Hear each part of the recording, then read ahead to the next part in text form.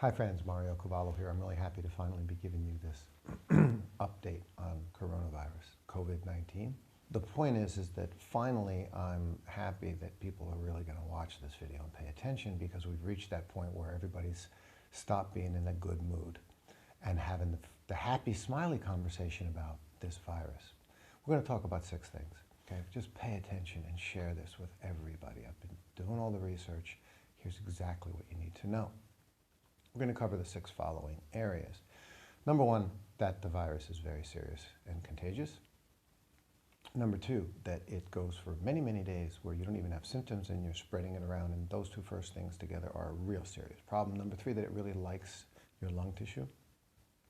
So it's like causing pneumonia in a lot of people with severe symptoms, mostly elderly. We'll talk about that in more detail, and what the death rate is. Okay? So those are the 4 main things that you need to know about the virus, and it is nasty.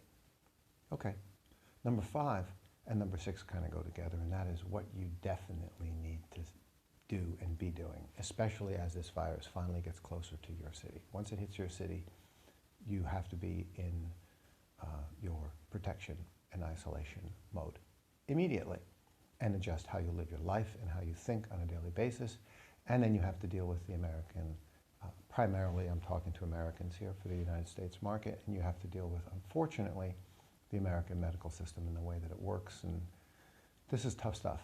Okay, 6 items, that's what we're going to talk about.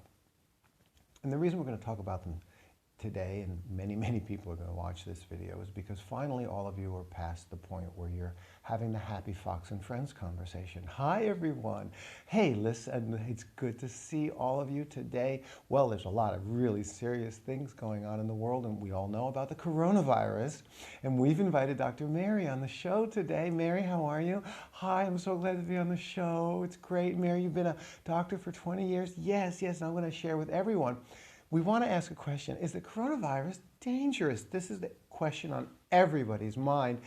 We're here to talk about it today. Now, the first thing I want you to know about the coronavirus is it's dangerous, but let me explain what I mean by that.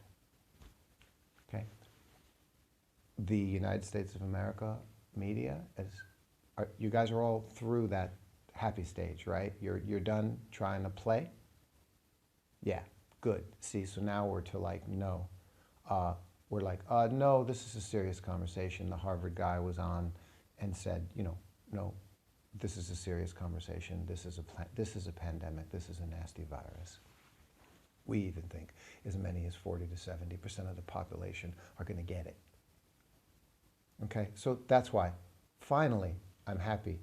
Because I made a couple of videos like 10 days ago, but nobody was really paying attention. But now everybody's awake, because you see what's happening in Italy. The same thing that happened in Wuhan, Iran. It's going to get worse, and now you're getting the picture. So here we are, and I'm happy to be here and help you. All right? Number 1, yes, this virus is very contagious. It likes to spread around, okay? And that's the fact. Simple and straight. Number 2, when you combine it with the second characteristic and personality of this virus, which is that for anywhere from 5 to like 14 days, you've got it, you're asymptomatic, you've got no symptoms, and you're spreading it around to other people. Okay, you sneeze, you've spread it all over the place. You saw what happened a few days ago with the Iranian health minister. The guy is standing there, I have the virus, I have the fever. And he's standing in a press conference, and this is what he's doing. I mean, and then you see all of the health officials in Iran are all sick. That's how contagious it is, okay? But he had symptoms. So can you imagine you're running around for 5 to 14 days, on and off all the trains, going to these events. And you know about the CPAC event last week, right? With Ted Cruz now, Paul Gosar, these guys are now self-quarantining, which is exactly what you need to do. Me, my family, here, all of us, 1.4 billion people in China, we've all been self-quarantining as a benefit to the society, to help the world, to do our civic duty in a society. That's what you do, okay? Because this is a very, very serious virus, all right? So this is point number 2. When you combine those first 2 together, you get in the understanding of why we're saying this ain't your average annual flu influenza. Item number 3. more so, this virus causes very severe symptoms, respiratory distress. It likes lung tissue. That means pneumonia. That's what it is when a viral infection or bacterial infection goes to your lung tissue. That's pneumonia. Causes damage to your lungs. You can't breathe. Pretty serious problem, okay? So this is item number 3. This virus really likes lung tissue, more than the average. About 20% of patients, I don't care if it's 15%, 20%, what the hell difference does it make? It's around that, okay, where they're getting very severe symptoms, okay? Okay. And the next thing is for you to be aware of is that in a graded way, the older you are, the more you're susceptible. It's mostly like the death rate. Now we're going to talk about the death rate. But if you're in your 80s, the death rate's like 15%, 20%. If you're in your 70s, it goes lower. If you're in your 60s and 50s, it's lower. And if you're younger, you're probably going to get it and recover. And we're looking at an overall death rate around 3%. We're arguing with President Trump and other people about whether it's not really 3%, because actually there's people who are infected and we don't know they're infected and we're not including it. Who cares? We already know it's really, really nasty, okay? Even if the death rate is only 1%, it's still 10 times more lethal than your average annual flu with a death rate of like 0.1%. You with me? So whatever it is, it's really nasty, and here we are, and everyone is seeing that now, okay? Now, this idea that, well, it is more affecting older people is part of the scenario that's true, and that's unlike H1N1 from 2009, by the way, which actually was infecting and even causing death in a lot more younger people. So this is a really important point. This virus is more classic like a flu in that sense only, that yes, it's mostly older people, but not all. And listen to me carefully, because it's still got a high death rate, so it's still a serious problem. Let me explain this. You remember the hotspot in Wuhan. China immediately recognized that China, the WHO and CDC people who also came on the ground and joined the Chinese officials here, went to Wuhan to check it out, and they were all like, oh yeah, this thing is really serious. So they locked Wuhan down, and we all know that story. And 53 medical workers. China it's a miracle, by the way, and we need to be very grateful and appreciate the sacrifice that's has taken place here in China, primarily by the medical workers. Okay. They sent 30,000, 40,000 medical workers from all over else in the country, everywhere else in the country, into Wuhan to help. That's the level of mobilization that's required for this kind of a medical crisis, okay? And Western countries, including the US, aren't even close to being prepared for it. Sorry to tell you. We know that as of now, too. All right, so 53 of the medical workers have died. You understand what I'm saying to you? 53 of the nurses and doctors have died. They were all young. They were all in their 20s, 30s. Maybe some of them were in their 40s and 50. Most of them were in their 20s and 30s. So you see how serious this is, all right? So when people say, yeah, well, whenever you hear anybody poo-pooing, you know, this virus says, oh, no, you're young, you're going to recover. Yeah, okay, no, this isn't what you should be thinking. You really need to be defensive and vigilant, but relaxed and calm about it. And I'm going to explain to you exactly the mentality that you need to have. So this is a very, very serious problem to understand that, yes, even though we're saying, let's say, for example, we're talking about a 3% death rate, okay? But 80% of those are older people. Okay, that still leaves, you know, elderly and who are already frail and sick with other issues. So that leaves 20% of 3% as younger people. 20% of 3% is still a 0.6% death rate amongst young people. That's still 6 times higher than the normal flu death rate overall. See what I mean? So it's still really high. Lots of people are likely to die from this virus. I won't go into the numbers. You can read that elsewhere. It's all over the internet now. Okay? Items 1 through 4. We're clear about how serious this virus is. Now, relax. I'm more concerned about your money than I am concerned about your health, because health-wise I can tell you what to do so that you don't get the virus. And it includes mentality as well, the emotional thinking, the mental state that you need to be in. You and your family, how to take care of your family, what you got to do. All right? All of this is a big problem in America because of the medical system. I'm sorry to tell you. Because if you have insurance, you're screwed. And if you don't have insurance, you're screwed. They're not going to test you. We've reached this conclusion. Now, Pence and Azar and all the other ones have said to you, oh, now there's test kits available. We have hundreds of thousands of test kits, over 1 million test kits. They're available. They've been distributed to all the states. Okay, good, because they were weeks, America was weeks behind on this. Okay, now they're caught up on that. Good, good news. I'm happy to hear it. And I'm happy to hear Cuomo in New York, California, what's his name, Newsom, up in Washington, and they're saying, hey, and if you need to be tested, whether you have insurance or don't have insurance, whatever it is, we tell you where to go. You go to the public place, and we test you, and it's not going to cost you anything. Great to hear all that's been covered. This is good news. They're really making the effort to say, this is what's going on. I'm happy to share this with you, okay?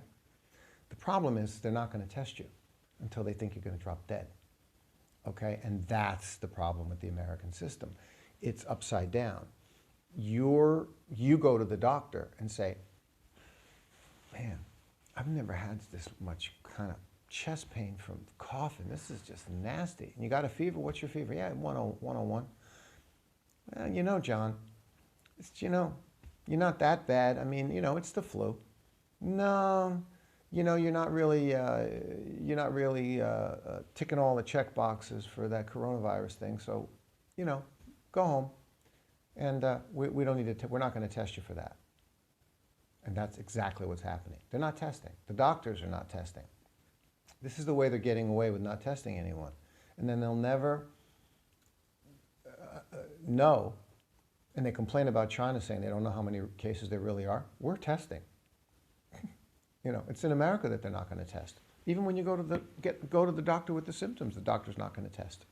This is screwed up. One of the things is, it's all about money. Because in America, if they do test you, someone's getting billed $3,000, or I don't know yet. I'm waiting for the media to say, and will one media commentator also ask them, and how much does a test cost? They had no one, you notice how no one's asking that question. They say, well, it's irrelevant. Well, how's it irrelevant? Well, because the insurance companies are going to pay for it. So you see, you've got this whole corrupt system in America where it's going to be like $3,000. I don't know if it's going to be $890. I don't know if it's going to be $1,200, $2,400, $3,800. What you're going to get billed when you go to the hospital to get tested. Okay, because they're going to do other tests too, and then they end up sending you home, and then they send you the bill later, and you're like, oh, my copay for this was $3,000. Are you kidding me? These are big problems in America with this is just the way the American health system works, right? If you're talking about copays, deductibles, you already know you've got your $10,000 a year deductible. You haven't even met that yet. You got to pay all that money because you haven't even met your deductible yet. And if you did meet your deductible, then you're going to have a copay. Okay, 20% of $3,000, you're still going to have to pay $600. This is a problem when 50% of the American households right now don't even have $500 in the bank. Okay, so the money side of it is a problem, and that's why they're not going to test you. Okay, now, as another example of this, in America, you go to the hospital and you say you want to get a CT scan, and which, by the way, that's what they can, besides getting the blood tests or saliva tests or nasal tests, checking your sputum, mucus, they can just do a CT scan to check you for pneumonia. They can always do that. There's a lung CT scan to check to see if you have pneumonia. It's great. I've had that done. And for that, the hospital's gonna, if you go to the emergency room ward on the weekend, and then they do a CT scan to check you for pneumonia, okay, which again, unless you're on your deathbed, really, really sick, they're not gonna even do it. But then they're gonna end up billing that out for like $5,000. If it's a regular CT scan, like during the week, and you go through a certain med clinic, then the billing is gonna be like $500. And you're thinking, wow, that's a good deal. That's a better deal. Well, you know, here in China, a CT scan, I've had many, is $50. And believe me, the healthcare system here is. Hey friends, okay, sorry about that. This is going to be a very brief part 2 to wrap up points 5 and point 6, which I was in the middle of when my recorder accidentally shut off somehow by itself. So as I was saying, and believe me, the healthcare system in China is really terrific and it's really inexpensive. So it's an entirely different healthcare system.